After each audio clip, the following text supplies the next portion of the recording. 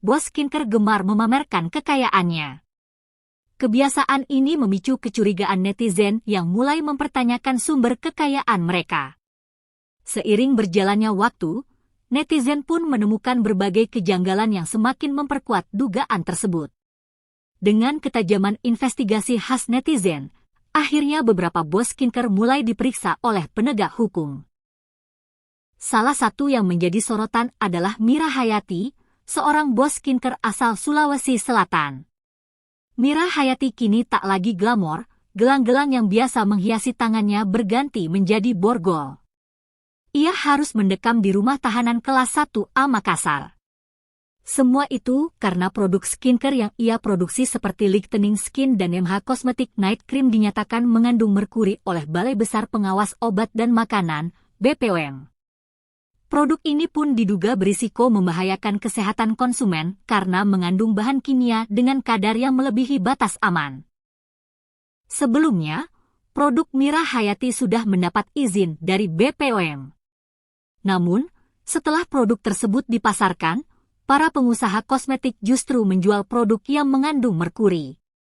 Terdapat oknum yang menambahkan bahan berbahaya ke dalam produk tersebut. Merkuri adalah logam berat beracun yang dapat menyebabkan berbagai masalah kesehatan, seperti kerusakan otak dan sistem saraf pusat, gangguan kognitif, tremor, kehilangan memori, dan masalah koordinasi. Selain itu, paparan merkuri dapat menyebabkan kerusakan ginjal dan saluran pencernaan. Merkuri juga dapat menyebabkan keterlambatan perkembangan, masalah intelektual, dan gangguan motorik pada bayi dan janin.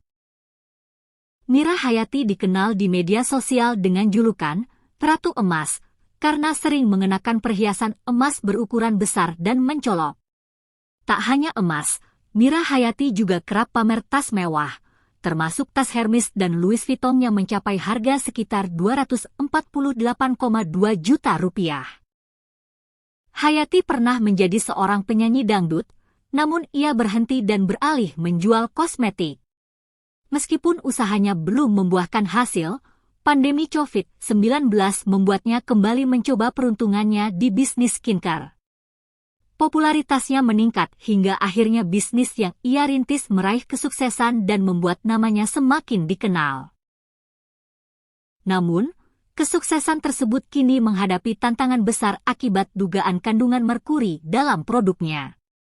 Dalam pernyataan resmi, pihak kepolisian mengungkapkan bahwa produk tersebut tidak memiliki izin BPOM dan berisiko membahayakan kesehatan kulit para pengguna.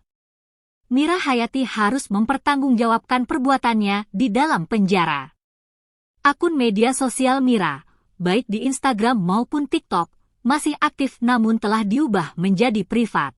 Selain Mira Hayati, ada juga Mustadir dan Silila, suami Fanny Frans, yang juga harus mendekam dalam penjara.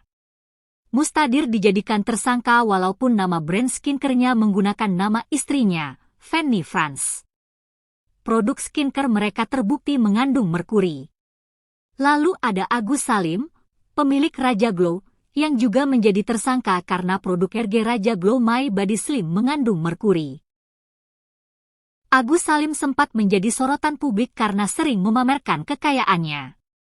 Namun, ia kini telah kembali ditahan di rumah tahanan Polda Sulawesi Selatan. Ketiganya akan menjalani penahanan selama 20 hari dari tanggal 3 Februari sampai 23 Februari mendatang. Selanjutnya, Jaksa Penuntut Umum akan segera melimpahkan kasus 3 tersangka terkait skincare ke Pengadilan Negeri Makassar dengan persidangan dijadwalkan berlangsung pada minggu ini. Para tersangka dijerat dengan pasal 435 junto pasal 138 ayat 2 Undang-Undang Republik Indonesia Nomor 17 Tahun 2023 tentang Kesehatan, serta secara subsidiar pasal 62 ayat 1 junto pasal 8 ayat 1 huruf A Undang-Undang Republik Indonesia Nomor 8 Tahun 1999 tentang Perlindungan Konsumen. Mereka menghadapi ancaman hukuman pidana penjara hingga 12 tahun atau denda maksimal 5 miliar rupiah. Media sosial telah menjadi bagian dari kehidupan manusia, tempat berbagi banyak hal, mulai dari tips kehidupan hingga konten A Day in My Life. Namun, Ada juga yang menggunakan media sosial sebagai ajang memamerkan kekayaan, seperti yang dilakukan oleh Mira Hayati dan 2 orang lainnya. Dalam Islam, perilaku memamerkan kekayaan termasuk sikap sombong yang dibenci oleh Allah Subhanahu wa Ta'ala, seperti dalam Quran Surah Luqman ayat 18. Perilaku sombong ini juga dapat merusak pelakunya. Imam Nawawi sudah memperingatkannya dalam riwayat Abdurrahman bin Syakr dan Abu Hurairah radhiyallahu anhu. Rasulullah Shallallahu Alaihi Wasallam bersabda bahwa 3 hal yang dapat merusak adalah bakhil yang berlebihan, mengikuti hawa nafsu, dan kesombongan diri. Sikap memamerkan kekayaan dan bersikap sombong ini mengingatkan kita pada kisah Fir'aun, Raja Namrud, dan Qarun.